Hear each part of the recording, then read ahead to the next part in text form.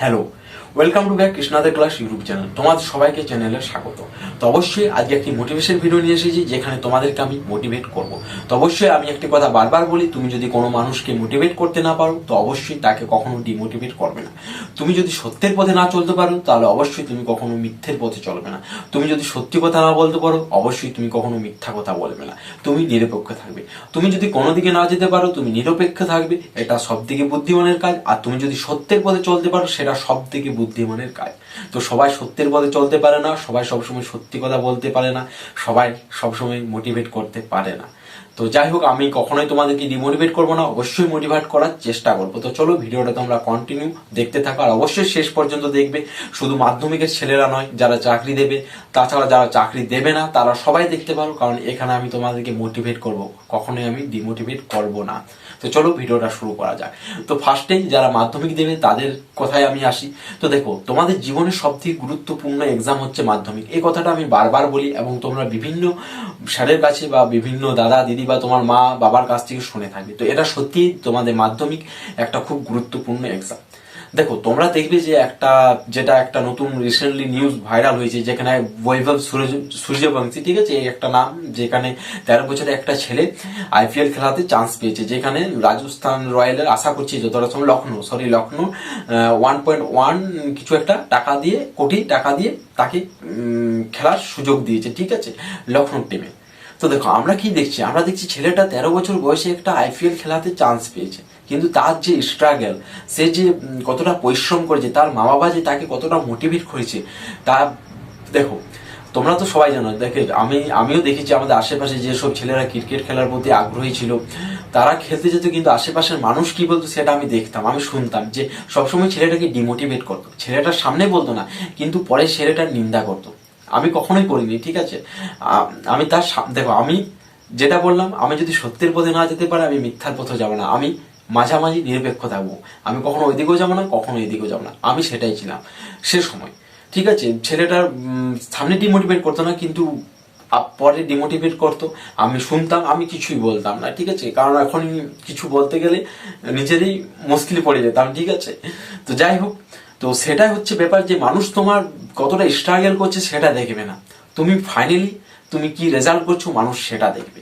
আর দেখো, আমাদের পরিস্থিতি, তোমাকে আমি দেখেছি অনেক ছেলে মেয়ে আছে, এখনো আমি একটা উদাহরণ বাস্তবে আছে, যে আমাকে বলছিল সে যে আমি ক্রিকেট খেলতে চাই, আমি ক্রিকেট খেলতে আগ্রহী, কিন্তু আমাদের ঘরের মা বাবারা সেটা বুঝবে না, কারণ তারা একটা জিনিস বুঝে যে পড়াশোনা পড়াশোনা আর পড়াশোনা, পড়াশোনার বাইরেও যে কোনো লাইফ আছে। দেখো, আমি ছোট থেকে ভাবতাম যে সরকারি চাকরি ছাড়া আর কোনো চাকরি নেই, সরকারি চাকরি করতে হবে, কিন্তু সেটা ভুল ধারণা ছিল, কারণ প্রাইভেট সেক্টর যেসব চাকরিগুলো হয় সেগুলো খুব ভালো, সেগুলো অনেক কাজে লাগে, কিন্তু ছোট থেকে সেই লাইনে যায়নি।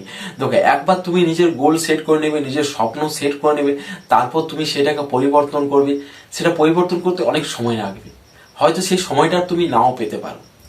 সে আমাদের সকল ছেলেদের মধ্যে সেটা হয়, আমরা অনেক পরে গিয়ে বুঝি, সেখানে আমাদের নিজের গোল নিজে পরে বুঝতে পারি যে আমরা ভুল রাস্তাতে এসেছি, কিন্তু কিছু করার নেই। আগে আমরা নিজের স্বপ্ন সেট করে নিয়েছি, পরে আর চেঞ্জ করে কি লাভ। তো যাই হোক, সেসব কথাতে আমি আসছি না। তো তুমি যেহেতু এখন মাধ্যমিক এক্সাম বা ক্লাস 10 যেহেতু উঠবে, তুমি নিজের গোল নিজের স্বপ্নকে সেট করে নাও, ঠিক আছে। নিজের স্বপ্নকে সেট করে পুরো দেখো, তোমার ফার্স্ট, দেখো এখন তো তোমার স্বপ্ন নয়, তোমার এখন ফার্স্ট টার্গেট মাধ্যমিক, তারপর তোমার টার্গেট ক্লাস 12। যখনই তোমার ক্লাস 12 উঠে যাবে তখন তুমি তোমার টার্গেট সেট করবে। এখন তোমার টার্গেট যে তুমি আজ 4 বছর পর কি করবে এখন সেট করে লাভ নেই, এখন তোমার অনলি ফোকাস তোমার মাধ্যমিক। আর অবশ্যই যারা চাকরি প্রার্থী আছে তাদের আলাদা আলাদা গোল থাকবে, এখন তাদের তো চাপ অনেক বেশি থাকবে, যেহেতু আমিও একজন চাকরি প্রার্থী, আমিও বুঝতে পারি যে কতটা চাপ থাকে। তো যাই হোক, মাধ্যমিকের ছেলে মেয়েদেরকে আমি একটাই বলবো, নিজের গোলে ফোকাস দাও। নিজের গোল বলতে তুমি মাধ্যমিকে ফোকাস দাও, পুরো পড়ে যাও। মাধ্যমিকে তুমি যেমন 700-র মধ্যে 650 নাম্বার, ফুল নাম্বার তুলতে বলবো আমি, কিন্তু যেটা সম্ভব নয় সেটা আমি কখনোই বলবো না।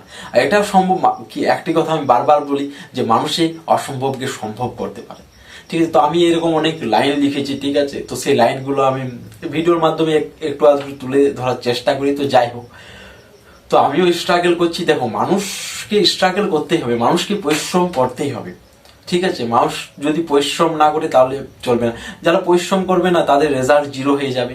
আর তুমি একবার স্ট্রাগল, দেখো তুমি একবার স্ট্রাগল শুরু করলে তারপর তুমি থেমে গেলে, তুমি আবার শুরু করো, আবার তুমি থেমে যাও, আবার তুমি শুরু করো, আবার তুমি থেমে যাও। একদিন এমন তুমি শুরু করবে যেদিন তোমার আর থামার সুযোগ তুমি পাবে না, তুমি চলতে থাকবে। ঠিক আছে, এটা প্রত্যেকটা মানুষের ক্ষেত্রে, কিন্তু তোমাদের যারা মাধ্যমিক দেবে তাদের এরকম করলে চলবে না। তোমরা একবার শুরু করবে, 1 মাস পর আবার থমকে যাবে, তারপর আবার শুরু করবে, আবার থমকে যাবে, এরকম করলে চলবে না। তো যাই হোক, মাধ্যমিকের পরীক্ষার যারা শিক্ষার্থী আছো, যারা পড়াশোনা চালু করে দেবে, ঠিক আছে, এক্সাম তোমাদের ক্লাস 9 এক্সাম শেষ হবে আর তোমরা পড়াশোনা চালু করে দেবে। দেখো আমি বারবার বলি যে তোমাদের যে ম্যাথ সিলেবাস আছে সেটা ক্লাস 9-এর 7 মাসের মধ্যে শেষ করে রিভাইজ দিয়ে তারপর ক্লাস 10-এর মাধ্যমিকের ম্যাথ বই তোমাদেরকে শুরু করতে হবে। এটা তোমাদের ফার্স্ট টার্গেট, কারণ তোমার টার্গেট মাধ্যমিক। জানি না, হয়তো এবার সিলেবাস চেঞ্জও হতে পারে, কিছু একটা হবে 2026 সালে, যেটা শুনছিলাম যে মাধ্যমিকের কিছু সিলেবাস চেঞ্জ হবে। তো যাই হোক, ওইসব কথাতে যাচ্ছি না, তোমাদের আমি মোটিভেট করার চেষ্টা করলাম। আর অবশ্যই তোমরাও স্ট্রাগল করো, আমিও প্রচুর পরিমাণে স্ট্রাগল করছি। হয়তো তোমরা ভাববে যে আমি যে কথাগুলো বলছি ভিডিওর মাধ্যমে এত ক্লিয়ার ভাবে বা কি করে বলতে পারছি, তো এটা আমার ফার্স্ট ইউটিউব চ্যানেল নয়, ঠিক আছে। এর আগে আমার আরো 2-3টে ইউটিউব চ্যানেল ছিল, কিন্তু একটা চ্যানেল যেটা ছিল আমার, সেটা অবশ্যই আমি লিঙ্ক দিয়ে দেবো, যেখানের মাধ্যমে আমি কথা বলতে শিখেছি ভালোভাবে। ক্যামেরার কাছে আমি কথা বলার টেকনিকটা বুঝে গেছি যে এভাবে বলতে হবে। তো মানুষের পরিশ্রম করতে করতে সবকিছু হয়। তো একটা ডায়লগ আমি শুনেছিলাম যে তুমি মানুষকে যতটুকু বলবে মানুষ তোমার ব্যাপারে সেটুকুই জানবে। ঠিক আছে, যদি সম্ভব হয় তো আমি দিয়ে দেবো পাশের ভিডিওটা, ঠিক আছে, একটু পরে কেটে আমি দিয়ে দেবো। তো ওটা দেখেছিলাম যে তুমি যতটা মানুষকে বলবে তোমার ব্যাপারে মানুষ ততটাই জানবে, আর এটাই সব থেকে ভালো। মানুষকে তুমি তোমার ব্যাপারে বেশি বলতে যাও না, ঠিক আছে।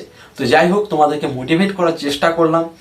আর সম্ভব হলে অবশ্যই চ্যানেলটা বন্ধুদের মধ্যে শেয়ার করে দেবে, ভিডিওটা লাইক করে দেবে, আর অবশ্যই বন্ধুদের মধ্যে শেয়ার করে দেবে। আর যারা অফলাইনে ক্লাস 10-এর বা ক্লাস 9-এ পড়ো বা ক্লাস 8-এ পড়ো, অবশ্যই আমার কাছে আসতে পারো। আর যারা আসতে পারবে না, অবশ্যই আমি অনলাইনে পুরো ভিডিও ছাড়বো, তোমাদের অনেক হেল্পফুল হবে। আমি দেখো, যতটা অফলাইনে যেভাবে ক্লাস হবে অনলাইনে তো তা হবে না, ঠিক আছে। অনলাইনে যতটা সম্ভব আমি ইউটিউবে ফ্রি প্রোভাইড করব, তোমরা ক্লাসগুলো দেখার চেষ্টা করবে।